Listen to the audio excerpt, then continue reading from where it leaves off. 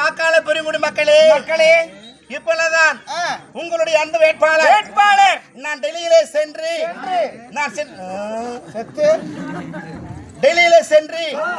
நான் சின்னத்தை பெற்றுக் கொண்டு நான் ஹெலிகாப்டர்ல வந்தேன்.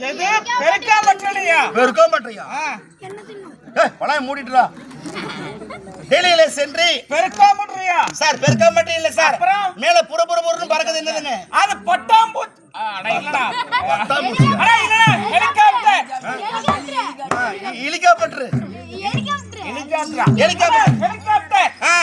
வருகின்ற வழியிலே சீமனை முடிந்து விட்டது. அதனாலே அது உடனடியாக பஸ் ஸ்டாப் ஏர்போர்ட்ல நிறுத்திவிட்டு சேர்த்து இல்லையா உந்தரை ஏர்போர்ட்ல நிறுத்திவிட்டு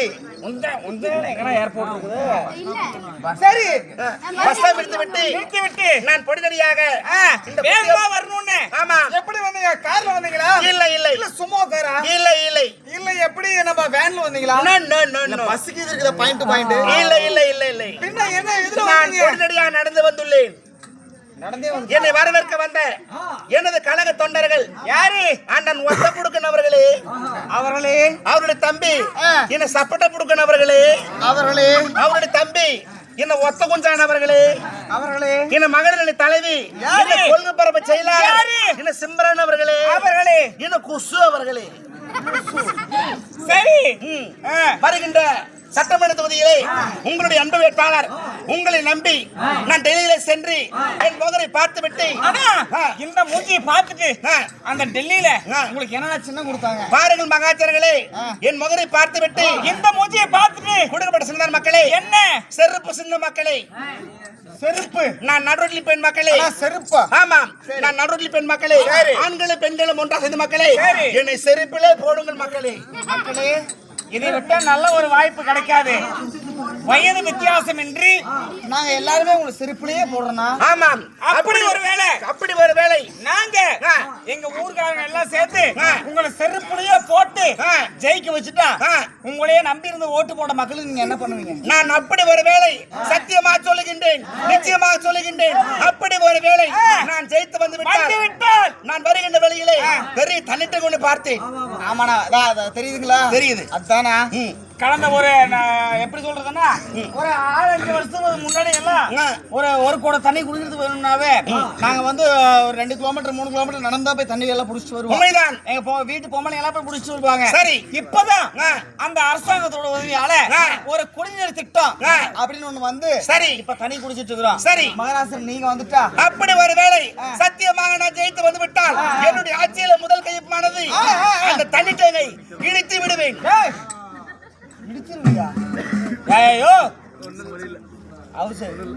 எப்பதான் அதுலதான் தண்ணி குடிச்சு பொழைச்சிட்டு இருக்கிறேன்னு சொன்னா அதை அடிக்கிறியா நீ? சார், அதை எடுத்து விட்டு என்னுடைய சொந்த செலவில் உங்களுக்காக நான் குழாயில போட்டு கொடுப்பேன். கொலா பைப்பியா? ஓ, அப்படி வீட்டுக்கு டேப்பர். ஆமா.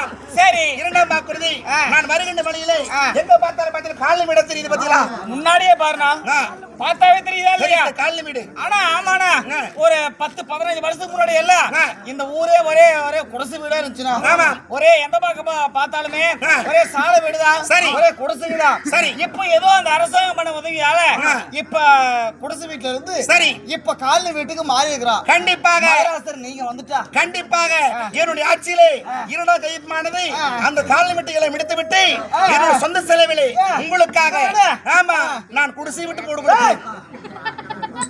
ஐயோ, என்ன பேசுற?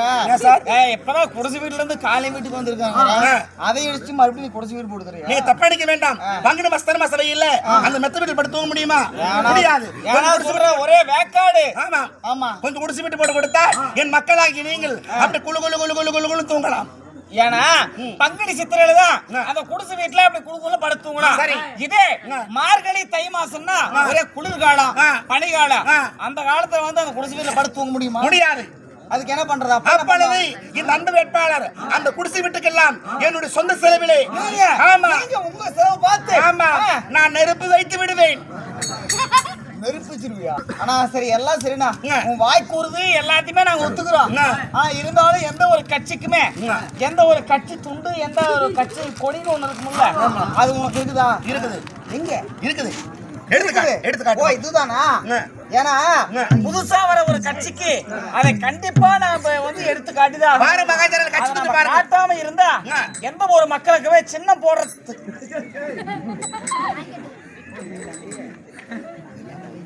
டேய் என்னடா யாருடா அது? இதான் இது என் மாமியாளுது. ஏய் இது என்னது?